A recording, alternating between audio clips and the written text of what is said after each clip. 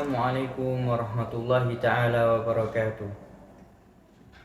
Alhamdulillahilladzi syara'a siyamu tahratan li'ibadihi minal atham wa ja'alahu miftahan lil jannati daras salam. Wa asyhadu an la ilaha illallah wahdahu la syarika lah syahadatan man jahada nafsahu wa hawa. Wa asyhadu anna sayyidana Muhammadan abduhu wa rasuluh khaira man da'a ilal fadilati wa hadzara minar radhilah. Allahumma salli wa sallim wa barik ala sayyidina Muhammad imamil bariyat wa ala alihi wa ashabihi ulid darajatil aliyat, amma ba'du. Pemirsa, para sahabat, teman-teman MZT Malang Raya dimanapun Anda berada, yang insya Allah dengan keberkahan bulan Ramadan ini kita semua dirahmati dan diampuni oleh Allah Subhanahu wa Ta'ala. Amin ya rabbal alamin. Bulan Ramadan adalah bulan yang mana keberuntungan bagi semua umat, terlebih umat Islam. Bahkan yang bukan Islam pun dia mendapatkan keberkahan di bulan Ramadan. Seperti contoh, banyak pedagang-pedagang yang non-Islam, dia mendapatkan keberkahan dengan datangnya bulan Ramadan, dagangannya semakin laris. Ini adalah salah satu keberkahan bulan Ramadan, mencangkup semuanya, bahkan bukan cuma orang Islam saja, akan tetapi orang selain Islam itu juga diberikan keberkahan di bulan Ramadan. Para pemirsa MZT Malang Raya, yang semoga kita semua mendapatkan rahmat oleh Allah Subhanahu wa Ta'ala, puasa di bulan Ramadan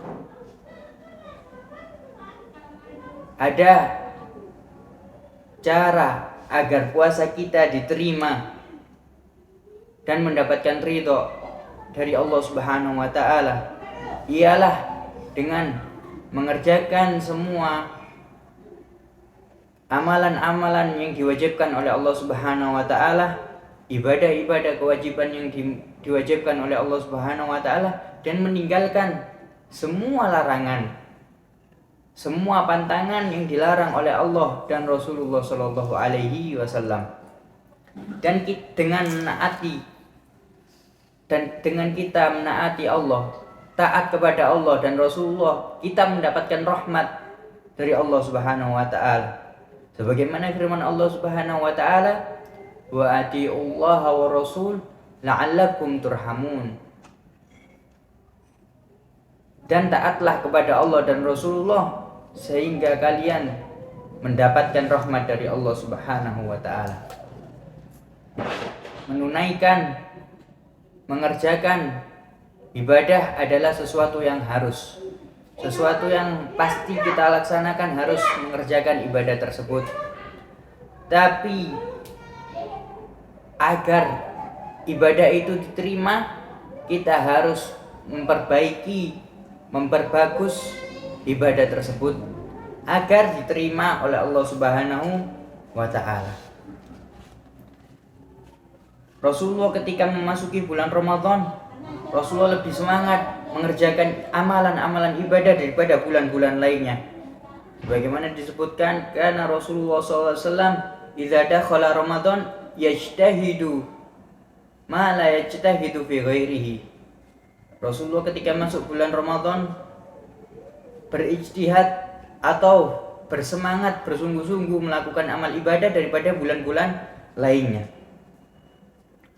Bulan Ramadan ini juga disebutkan adalah bulan ibadah.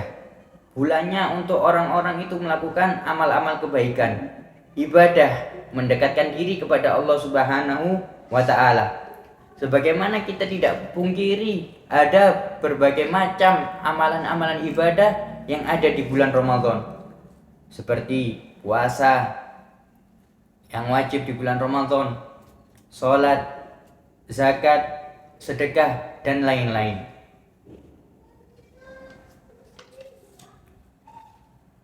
Ada ibadah yang paling besar dan termasuk ibadah yang paling bisa mendekatkan diri kita kepada Allah Subhanahu wa taala, yaitu adalah ibadah sholat tarawih. Sholat tarawih ini adalah termasuk paling agungnya ibadah untuk mendekatkan diri kita kepada Allah Subhanahu wa taala. Yang mana benar-benar status kita yang mana sebagai hamba berlaku di dalam kita mengerjakan sholat tarawih. Sebagaimana Allah Subhanahu wa taala tidak menciptakan manusia dan jin kecuali hanya untuk menyembah, hanya untuk beribadah kepada Allah Subhanahu wa taala. Allah Subhanahu wa taala berfirman, "Wa ma khalaqtul jinna wal insa illa liya'budun." Agar kita bisa menggapai, mengambil, meraih manfaat tarawih, seharusnya ada tips atau cara yang kita bisa lakukan. Yang pertama, termasuk juga adabnya orang berpuasa, agar tarawih kita maksimal, agar tarawih kita sempurna, agar tarawih kita semangat adalah tidak memperbanyak makan di malam hari. Karena kenapa? Jikalau badan kita dipenuhi oleh makanan, maka otomatis akan lemes. Sudah malas mengerjakan ibadah. Sebagaimana kalau kita kerja saja urusan dunia itu harus semangat. Apalagi terlebih-lebih ini urusan akhirat. Harus lebih semangat lagi dan harus lebih ditingkatkan lagi. Sudah berapa banyak nasihat, ceramah yang kita dengar di bulan Ramadan. Tapi pertanyaannya adalah, apakah nasihat itu masuk ke dalam hati kita atau cuma sekedar di kepala kita? Mari kita renungkan bersama sahabat MZT Malang Raya, terlebih khususnya kepada diri saya sendiri Al-Fakir yang harus terus memperbenahi, mengintrospeksi diri, mengevaluasi diri agar sisa-sisa bulan Ramadan ini kita kerjakan dengan maksimal. Ada dua manfaat di dalam kita mengerjakan sholat tarawih. Manfaat yang pertama adalah agar diri kita terbiasa melakukan kebaikan. Agar diri kita terbiasa untuk melakukan ibadah kepada Allah Subhanahu wa taala. Memang berat kita sholat 20 rakaat. Itu ada yang lainnya mengatakan, sudah, pokoknya aku wis tarawih, sing penting aku wis tarawih. Nah, ini memang benar perkataan yang kita dengar di antara teman-teman kita, di antara sahabat-sahabat kita. Memang benar, yang penting tarawih, memang penting tarawih. Tapi yang lebih penting adalah kita harus menjaga adab di dalam sholat tarawih tersebut. Apa sebagaimana yang dikatakan, apa adabnya di dalam sholat tarawih tersebut? Imam Haddad mewanti-wanti, jangan sampai kita di dalam sholat tarawih itu melakukan kesalahan-kesalahan yang fatal, seperti meninggalkan tumakninah di dalam rukuk dan sujud.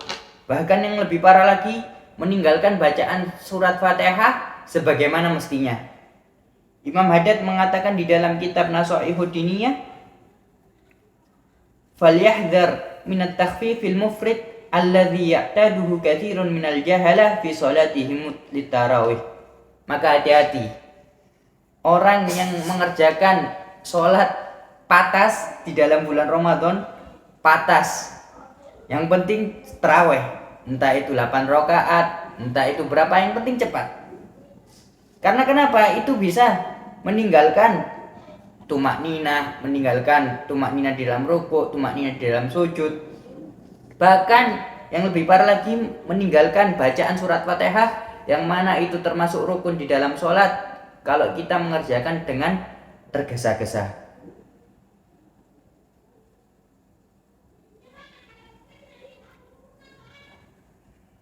Kita harus mengerjakan di dalam sholat tarawih ini harus tenang, harus khusyuk, harus membiasakan diri kita senang untuk melakukan ibadah.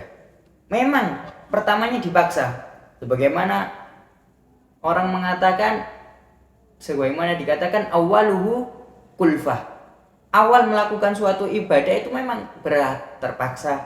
Tapi akhirnya wa akhiruhu ulfah. Tapi akhirnya itu adalah sudah menjadi tenang, kebiasaan. Sungguh pahala yang besar yang dijanjikan oleh Allah Subhanahu wa taala bagi orang yang mengerjakan tarawih dengan memperhatikan adab di dalam sholat tarawih tersebut. Cukup satu hadis yang disebutkan di dalam Sahih Bukhari, Sahih Muslim, bahwasanya Rasulullah SAW bersabda, "Man qama Ramadhana imanan wa ihtisaban, kharaja min dzunubihi kayaumin waladathu ummuh."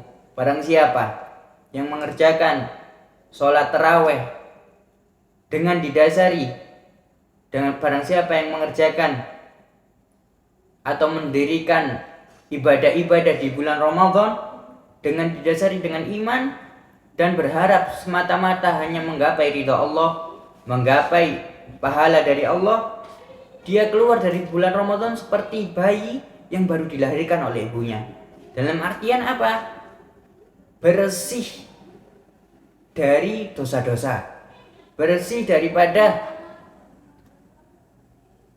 maksiat-maksiat yang telah kita lalui. Kalau kita beruntung menggapai sholat tarawih kita dengan benar. Kemudian di dalam hadis lain Rasulullah SAW mengatakan, "Man shoma Ramadan wa qamahu imanan wa ihtisaban, ghufira ma taqaddama min dzambih." Barang siapa berpuasa dan mengerjakan ibadah di bulan Ramadan imanan wa ihtisaban, ghufira ma taqaddama min dzambih, diampuni dosa-dosa yang telah lampau. Ini adalah kalau kita pikir, pemirsa, hadirin semuanya, kalau kita renungkan di dalam diri kita sendiri, sudah pahala yang sangat besar yang akan kita terima. Dihapus dosa-dosa kita, diampuni oleh Allah dosa-dosa kita yang sebelum-sebelumnya. Berapa banyak dosa kita yang telah kita lakukan di bulan-bulan sebelumnya. Bahkan atau mungkin waliyadzubillah kita masih mengerjakan dosa atau masih bermaksiat di bulan Ramadan ini. Yang mana jikalau ibadah saja dilipatkan di bulan Ramadan, begitu juga maksiat di bulan Ramadan bertambah, semakin bertambah pahala ibadah di bulan Ramadan, juga semakin besar dosa di bulan Ramadan jika kita melakukan maksiat tersebut. Kemudian kita harus melakukan sesuatu itu dia dasari dengan cinta atau senang dalam mengerjakan hal tersebut. Karena kalau kita mengerjakan hal dengan didasari dengan cinta, maka akan baik ibadah yang akan kita kerjakan. Kemudian yang terakhir, di dalam puasa itu ada dua. Ada namanya puasa, ada surah, ada ruh. Puasa itu ada bentuknya dan ada ruhnya.